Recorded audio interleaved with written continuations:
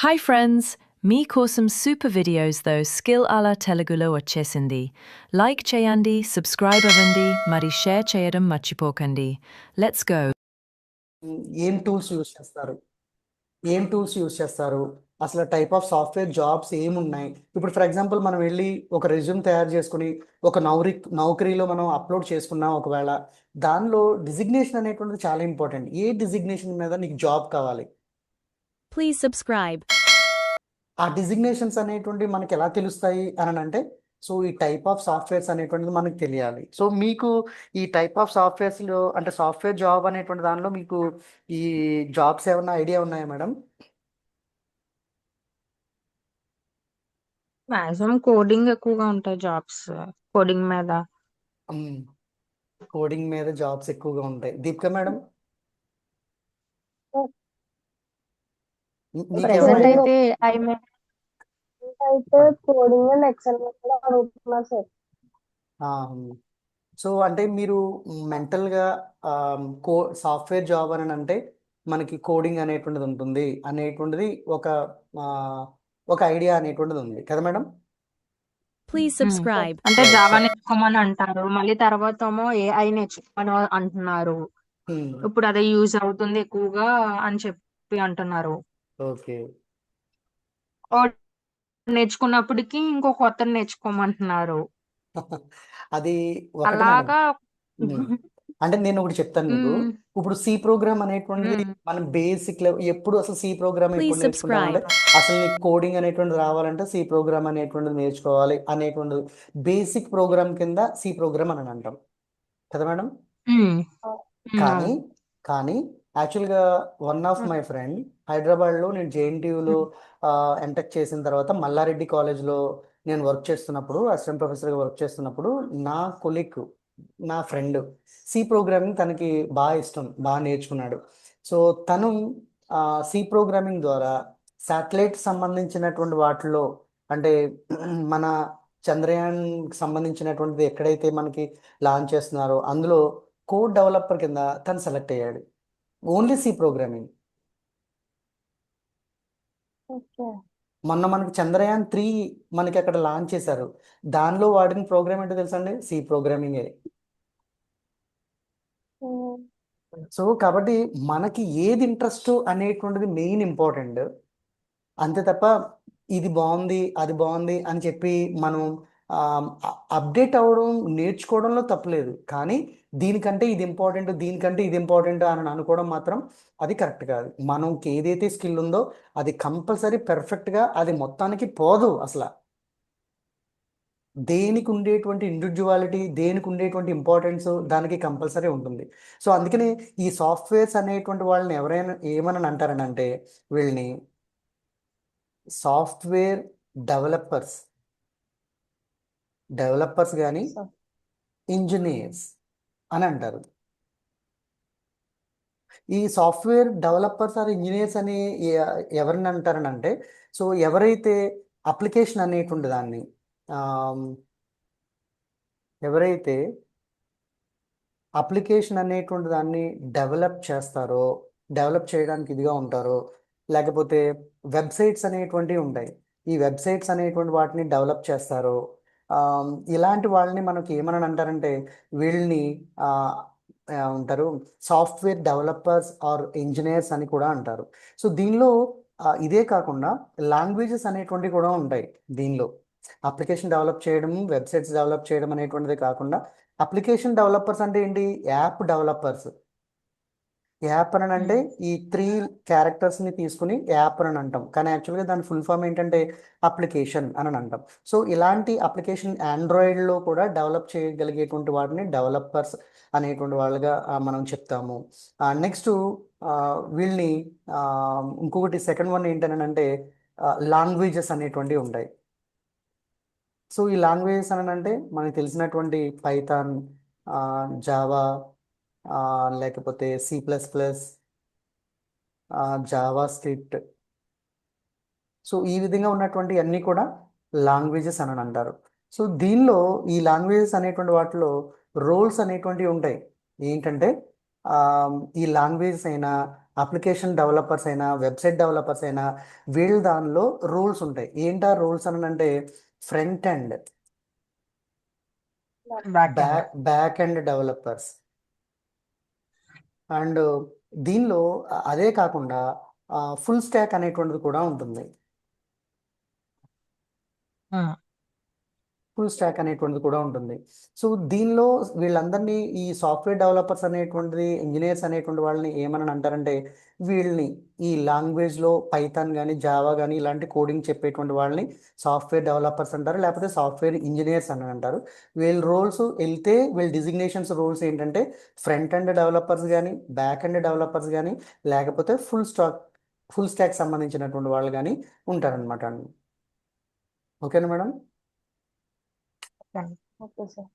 అయితే దీనిలో ఇంకొకటి ఏంటంటే సెకండ్ దానిగా చెప్పుకోవాలని అనుకుంటే వెబ్ డెవలపర్స్ అనేటువంటి వాళ్ళు ఉంటారు సపరేట్గా. Web developers sir. Web developers అంటారు. సో ఈ వెబ్ డెవలపర్స్ అనేటువంటి వాళ్ళు ఏం చేస్తారనంటే వెబ్సైట్ అనేటువంటి వాటిని వెబ్ యాప్స్ అనేటువంటి వాటిని బిల్డ్ చేస్తూ ఉంటారు. వెబ్సైట్ అండ్ వెబ్ యాప్స్ అంటే అప్లికేషన్స్ అనేటువంటి వాటిని. రెండోది వీళ్ళకు ఉండేటువంటి స్కిల్స్ అనేటువంటి ఏమేం కావాలని అనుకుంటే దీనిలో వెబ్సైట్స్ని ఈ వెబ్ అప్లికేషన్స్ అనేటువంటి వాళ్ళని ఏదైతే స్కిల్స్ అనేటువంటి ఉండాలని అంటే వీళ్ళకి యాక్చువల్గా హెచ్టిఎంఎల్ హైపర్టెక్స్ట్ మార్కప్ లాంగ్వేజ్ అనేటువంటి దాని గురించి, కేస్కేడ్ స్టైల్ షీట్స్ అనేటువంటి సిఎస్ఎస్ డెవలపర్స్ అనేటువంటి అండ్ జావా స్క్రిప్ట్ అనేటువంటిది, రియాక్ట్ అనేటువంటి దాని ద్వారా కూడా మనకి వెబ్సైట్ అనేటువంటి వాటిలో మనకి డెవలప్ చేయడానికి యూజ్ చేస్తారు.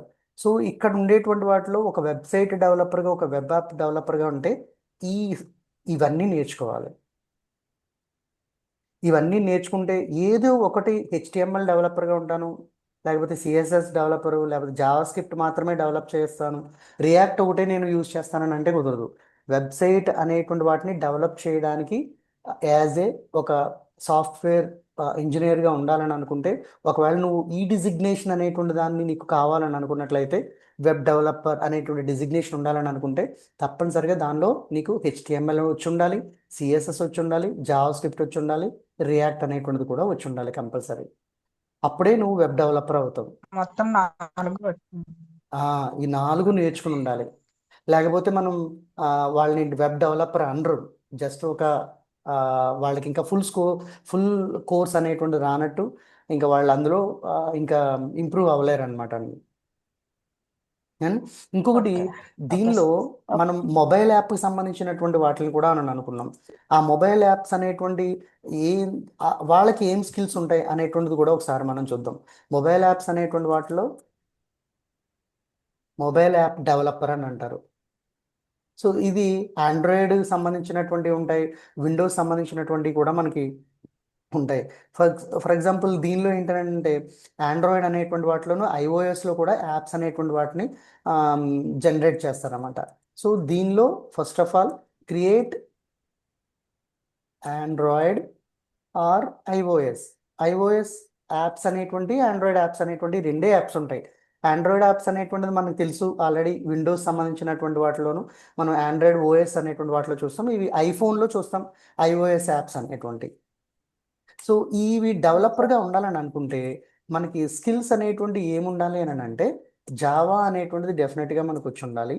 అండ్ ఇంకోటి ఏంటంటే కొట్లిన్ అనేటువంటిది ఒక టూల్ ఉంటుంది. సో ఇది కూడా మనకి నేర్చుకోవాలి. అదే కాకుండా స్విఫ్ట్ అనేటువంటిది ఒక టూల్ ఉంటుంది, స్విఫ్ట్ అనేటువంటిది. అండ్ నెక్స్ట్ ఫ్లోటర్ అనేటువంటిది కూడా ఉంటుంది. సో ఈ 4 టూల్స్ వస్తే తప్ప మనకి ఈ ఆండ్రాయిడ్ ఐఓఎస్ అనేటువంటి దాన్ని మనం నేర్చుకోలేము. Please subscribe. మనకు రాదు అండి. సో ఇది దీనిలో ఏదో ఒకటి నేను జావా ఒకటే నేను నేర్చుకుంటాను, నేను దీనికి వెళ్ళిపోవాలి మొబైల్ యాప్ డెవలపర్గా అని అనుకుంటే కుదరదు. కోట్లిన్ అనేటువంటి దాన్ని నేర్చుకుంటాను నేను వెళ్ళిపోతానంటే కుదరదు. ఇక్కడ ఉన్నటువంటి 4 టూల్స్ అనేటువంటి వాటిని మనం ఫుల్ ఫ్లెడ్జెడ్గా మనకు వచ్చి ఉండాలి. యాజ్ ఏ నువ్వు ఎక్స్పీరియన్స్గా పెట్టుకుని వెళ్తున్నావు అని అంటే దీన్ని ఎంత పర్ఫెక్ట్గా మనం నేర్చుకుంటాలో మనం ప్రతి ఒక్కటి ఒక 4 years ఒక 2 years నువ్వు ఎక్స్పీరియన్స్గా మనం పెట్టుకుని వెళ్తున్నావు అంటే 3 years ఎక్స్పీరియన్స్ పెట్టుకుని వెళ్తున్నావు అని అంటే కంపల్సరీ ఆ 3 yearsకి సంబంధించినటువంటి ఫస్ట్ ఇయర్లో నువ్వు ఫ్రెషర్గా వెళ్ళావు అని అనుకుంటే సో దానిలో జస్ట్ బేసిక్స్కి సంబంధించినటువంటి అలాంటి వర్క్ మాత్రమే నీకు ఇస్తారు. కానీ వన్స్ నువ్వు ఒకసారి జాబ్లోకి నువ్వు ఎంటర్ అయిపోయావు అని అనుకుంటే ఆ ఇయర్ అంతా కూడా నువ్వు చేసేది ఒకటే ఉంటుంది వర్క్. నిన్ను ఇంటర్వ్యూ చేసినటువంటి విధంగా అక్కడ వర్క్ ఉండదు. అక్కడ వర్క్ ఇచ్చేది నీకు చాలా సింపుల్గా ఉంటుంది, ఎంజాయ్ చేస్తూ చేయొచ్చు. కానీ దానిలోకి వెళ్ళేటప్పుడు మాత్రం మనల్ని A to Z అందులో ఇంటర్వ్యూ చేసేటువంటి వాళ్ళు కంపల్సరీ A to Z మనల్ని ఇంటర్వ్యూ చేస్తారు. ఏ మేడం? సో ఇక్కడ వరకు మనకి ఇదంతా కూడా కోడింగ్ ఫీల్డే. ఇదంతా మొత్తం మనకి కోడింగ్తోనే ఉంటుంది. మొత్తం ఏ చిన్న వర్క్ చేయాలని అనుకున్నా కూడా మనం కంపల్సరీ కోడింగ్ అనేటువంటి దాన్నే మనం చేయాలి. సో దీని తర్వాత ఒక ఇంపార్టెంట్ అనేటువంటిది ఒకటి మనకు ఉంటుంది. ఏంటంటే వాళ్ళని ఏమంటారంటే డేటా సైంటిస్టు, డేటా అనాలిసిస్ట్ అని అంటారు. ఇది చాలా ఇంపార్టెంట్ అయినది. సో ఈ డేటా సైంటిస్ట్ అనేటువంటి దానికి ఫుల్ ఫ్లెడ్జ్డ్గా కోడింగ్ అనేటువంటిది అంతగా అవసరం లేదు.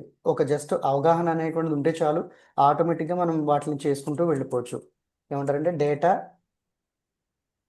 Scientist or analyst, data analyst అనేటువంటి దానిగా అంటారు.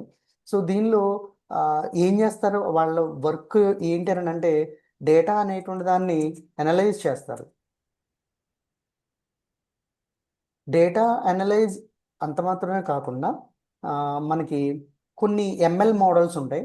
అలాంటి వాటిని కూడా వీళ్ళు బిల్డ్ చేస్తూ ఉంటారన్నమాట డేటా సైంటిస్టులు. Build in ML models. ML models అంటే మిషన్ లెర్నింగ్ సంబంధించినటువంటి కొన్ని మోడల్స్. అంటే ఒక మాట చెప్తాను చూడండి. డేటా సైంటిస్ట్ అనేటువంటి వాడు వీటిని డేటా అనలైజ్ చేయడం అంటే ఏంటంటే, ఫర్ ఎగ్జాంపుల్ ఒక డీమార్ట్ అనేటువంటిది ఒక షాప్ ఉందనుకోండి, లేకపోతే ఫ్లిప్కార్ట్ ఉందని అనుకోండి. వాళ్ళకి కంపల్సరీ డైలీ చాలామంది న్యూ యూజర్స్ యాడ్ అవుతూ ఉంటారు. ఆల్రెడీ ఉన్న యూజర్స్ ఏం చేస్తూ ఉంటారని అంటే వాళ్ళు సెర్చ్ చేస్తూ ఉంటారు. నెక్స్ట్ ఒక్కొక్క ఐటెంని ఎక్కువ సార్లు సెర్చ్ చేస్తూ ఉంటారు. దానిలో ప్రైస్ ఏమన్నా డౌన్ అయిందా, లేకపోతే ప్రైస్ ఏమన్నా ఇంక్రీజ్ అయిందా, డిక్రీజ్ అయిందా, ఇలాంటి అనాలిసిస్ అన్నీ చేసుకుంటూ కంపేర్ చేసుకుంటూ ఇలా ప్రతిదాన్ని వాళ్ళు ఏం చేస్తారని అంటే హిట్ చేస్తూ ఉంటారు. హిట్ అంటే ఐడియా ఉందా మేడం? ఆ ఐటెం అనేటువంటి దాన్ని క్లిక్ చేస్తూ ఉంటారనమాట. సో అలా హిట్టింగ్ చేస్తున్నప్పుడల్లా అవి బ్యాక్ ఎండ్లో డేటాబేస్లో లోడ్ అవుతూ ఉంటుంది అనమాట. సో అలా లోడ్ అయినటువంటి ఒక డేటాబేస్లో ఎక్సెల్ షీట్ అనేటువంటి దాన్ని లేకపోతే CSV ఫైల్ అనేటువంటి దాన్ని జనరేట్ చేసి వాళ్ళు ఏం చేస్తూ ఉంటారనంటే ఈ డేటా సైంటిస్టులు లేకపోతే అనలిస్టులు ఏం చేస్తారంటే ఎంతమంది యూజర్స్ ఈరోజు వాళ్ళు యాక్సెస్ చేశారు. Hello madam. చెప్పండి సార్. Okay madam.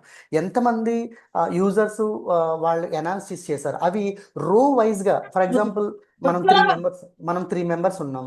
మనం 3 మెంబర్స్ కూడా ఫ్లిప్కార్ట్ డీమార్ట్కి వెళ్ళాం. డీమార్ట్కి వెళ్ళి నేను ఒక ఐటెం కొన్నాను, మీరు ఒక ఐటెం, ఒక్కొక్కరు కొన్ని ఐటమ్స్ కొన్నారు. సో పర్టికులర్ ఒక యూజర్ వచ్చి ఎన్ని ఐటమ్స్ కొన్నాడు, ఇలా ఎక్కువ మంది దేని మీద కాన్సన్ట్రేషన్ చేస్తున్నారు, ఏ ఐటెం ఎక్కువ సేల్ అవుతుంది ఈ పర్టికులర్ ఏరియాలో. ఒక ఫెస్టివల్ వచ్చిందని అనుకుంటే ప్రీవియస్ మనకి ఒక వినాయక చవితి రోజున మనకి ఎక్కువగా సేల్ అయినాయి వాటిని డేటా అంతటిని కూడా అనాలిసిస్ చేస్తూ ఉంటారనమాట. అనాలిసిస్ చేయడం దేనికోసం అనాలిసిస్ చేయడం అని అంటే నెక్స్ట్ ఇయర్లో వచ్చేటువంటి వినాయక చవితికి మనం ఎక్కువ ఐటమ్స్ని మనం షాప్లో ఏ ఐటమ్స్ని ఎక్కువగా మనం స్టోర్ చేసుకుంటూ ఉండాలి గుడాన్లో, అది ప్రిడిక్షన్ చేయడానికి అనలైజ్ చేస్తూ ఉంటారన్నమాట డేటా అనేటువంటిది. ఓకేనా మేడం? ఎస్ సో ఇలాగా ఇలాంటి వాళ్ళని ఏమంటారంటే డేటా సైంటిస్ట్ అంటారు. ప్రతి కంపెనీ ఇప్పుడు ప్రతి చోట కూడా ఎక్కువగా ఇంపార్టెంట్గా మనకి డేటా సైంటిస్ట్లు అనేటువంటి వాళ్ళు ప్రతి ఆర్గనైజేషన్కి, ప్రతి కంపెనీకి, ప్రతి సాఫ్ట్వేర్ కంపెనీలో కూడా ఉండేటువంటి వాళ్ళు ఎవరనంటే ఈ డేటా సైంటిస్టులు. మనకి వెబ్ డెవలపర్స్ అనేటువంటి వాళ్ళు ఓన్లీ పర్టికులర్ వెబ్ డెవలపర్స్ ఒక ఆర్గనైజేషన్కి ఒకదానికి ఇలాగా డెడికేటెడ్గా ఉంటారు. కానీ ఈ డేటా సైంటిస్టులు అనేటువంటి వాళ్ళు ప్రతి కంపెనీలో, ప్రతి ఆఫీస్లో ప్రతి ఒక సాఫ్ట్వేర్ కంపెనీ ఒక ఆర్గనైజేషన్ ఉన్నది అని అనుకున్నట్లయితే కంపల్సరీ డేటా సైంటిస్ట్ కావాలి. వాళ్ళు అనలైజ్ చేస్తూనే ఉంటారు డేటా అనేటువంటిది. ఎవరికన్నా ఇది జాబ్స్ పోతాయి అవి పోతాయి అని అనుకుంటే వీళ్ళకి మాత్రం ఎంత మాత్రం కూడా వీళ్ళు లాస్ అవ్వడం అనేటువంటిది ఉండదు. సో వీళ్ళు నేర్చుకోవాల్సినటువంటి స్కిల్స్ అనేటువంటివి ఏంటి అని అంటే పైథాన్ అనేటువంటి దాని ద్వారా డేటాని అనలైజ్ చేస్తారు. చాలా ఈజీ. దీన్ని కోడింగ్ అనేటువంటిది అవసరం లేదు. స్క్రిప్టింగ్ అనేటువంటిది ఉంటే చాలు పైథాన్ అనేటువంటిది. And next SQL structure query language అనేటువంటిది అని అంటాము ఎస్క్యూఎల్ అనేటువంటిది. అండ్ నెక్స్ట్ ఇంకోటి మిషన్ లెర్నింగ్ అనేటువంటిది మనకి తెలియాలి. దీనిలో ఉండేటువంటి మోడల్స్ అనేటువంటివి ఉంటాయి. ఆ మోడల్స్ ప్రకారంగా మిషన్ లెర్నింగ్ అనేటువంటి దాన్ని ఈ ఈ 3 స్కిల్స్ వస్తే చాలు. ఇవి చాలా స్క్రిప్టింగ్ సంబంధించినటువంటి అవగాహన ఉంటే చాలు. కోడ్ అనేటువంటిది అంటే large amount of the code అనేటువంటిది ఏమీ అవసరం లేదు దీనిలో. జస్ట్ స్క్రిప్టింగ్ అనేటువంటిది తెలిస్తే మనం డేటా సైంటిస్ట్ అండ్ డేటా అనాలిసిస్గా మనం అవ్వచ్చు.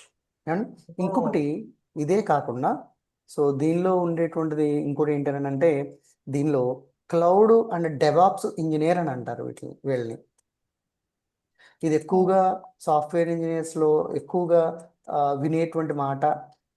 డెవాప్స్ అనేటువంటి ఇంజనీర్ అనేటువంటి వాళ్ళు వీళ్ళు చాలా ఎక్కువ శాలరీస్ అనేటువంటివి ఉంటాయి డెవాప్స్ ఇంజనీర్స్ అనేటువంటి వాళ్ళకి.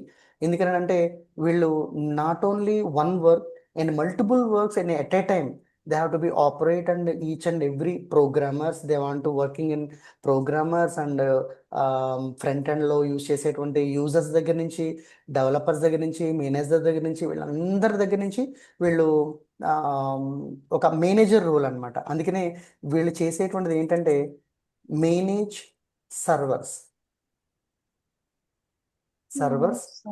అండ్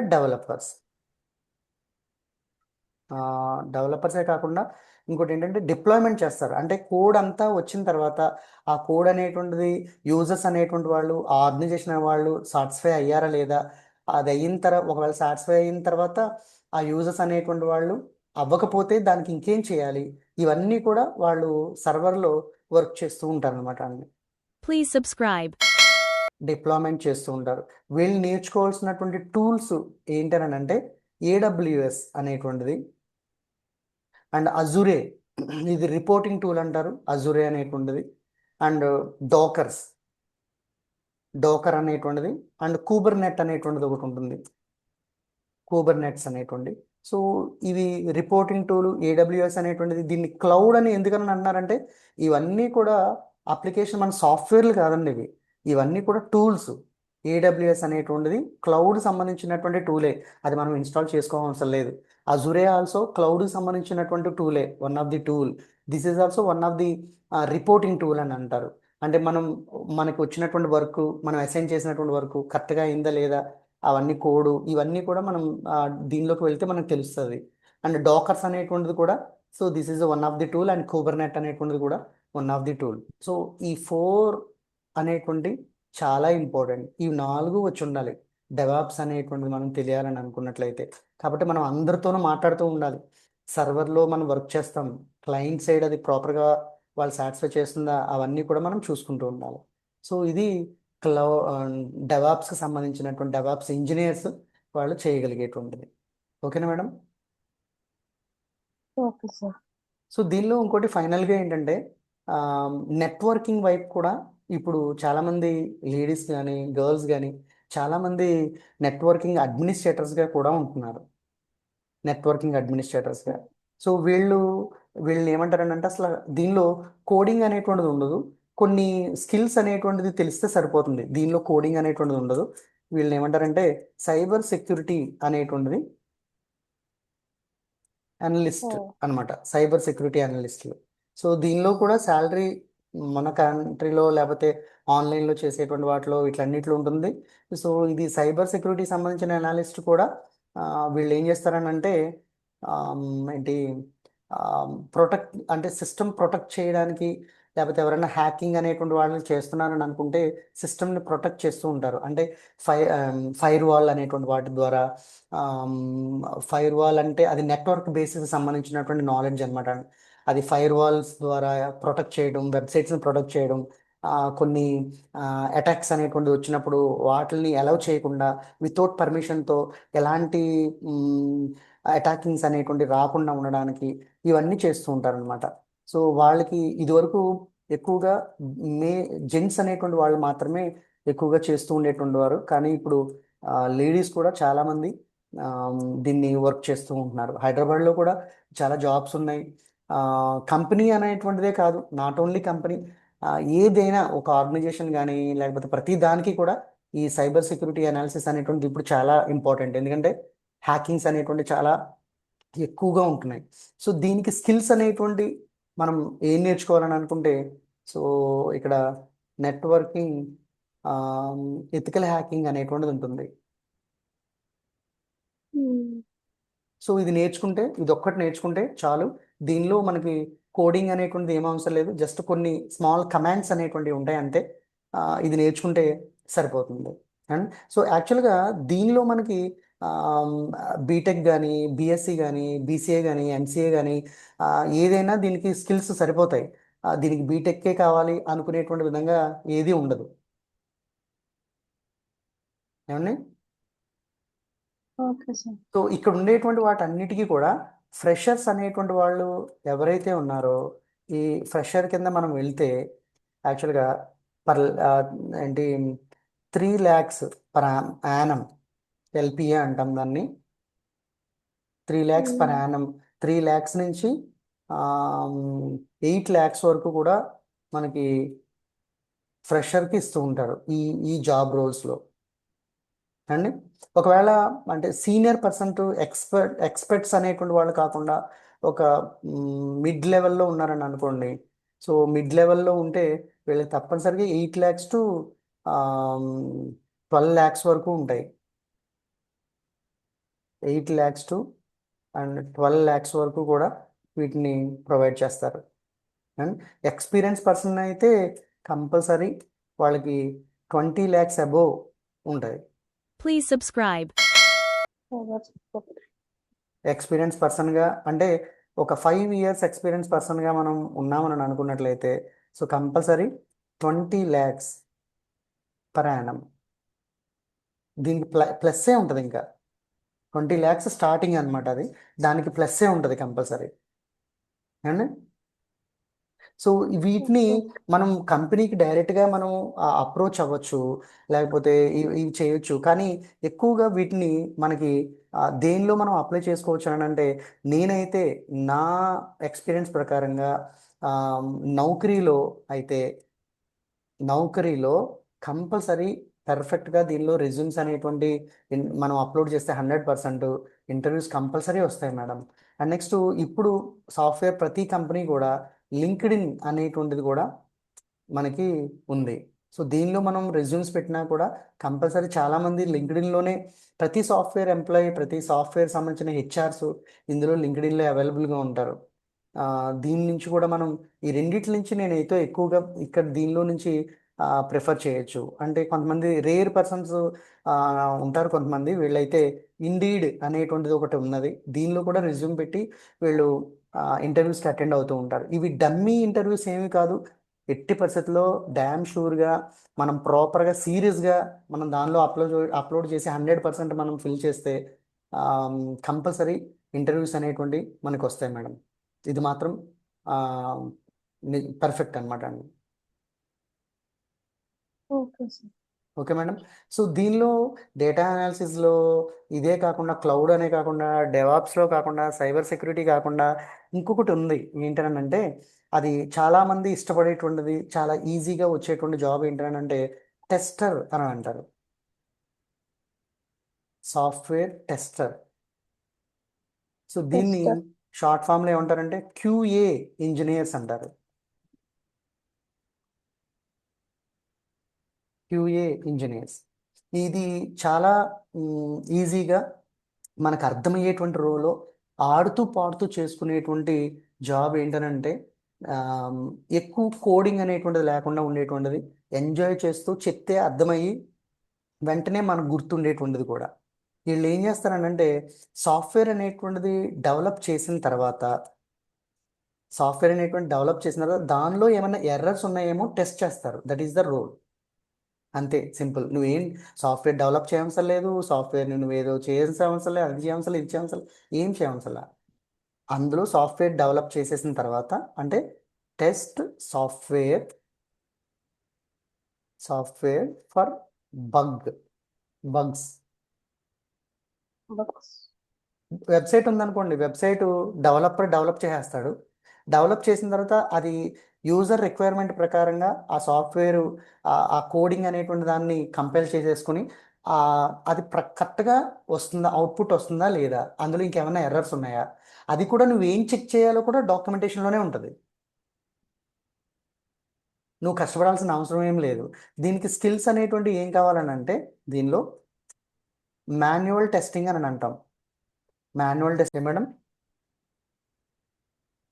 సో మీరు ఇప్పుడు చెప్పినటువంటి మనకి ఉన్నటువంటి ఈ రోల్స్లో ఇప్పుడు మీరు నిర్ణయించుకోవాలి ఏంటనంటే, సో నేను ఏ రోల్ నాకు పర్ఫెక్ట్, ఇందులో నేను ఏం చేస్తే నాకు ఇంట్రెస్ట్గా ఉంటుంది. ఒకవేళ నెట్వర్కింగ్ వైపు వెళ్ళాలి అని అనుకుంటే మనం ఆ నెట్వర్కింగ్లో కంపల్సరీ ఇక్కడ ఉన్నటువంటి సైబర్ సెక్యూరిటీ అనేటువంటి దాన్ని దీని వైపు వెళ్ళాలి. నెట్వర్క్ ఐడియా ఉంటే server, client, networks, sites, firewalls అలాంటివి.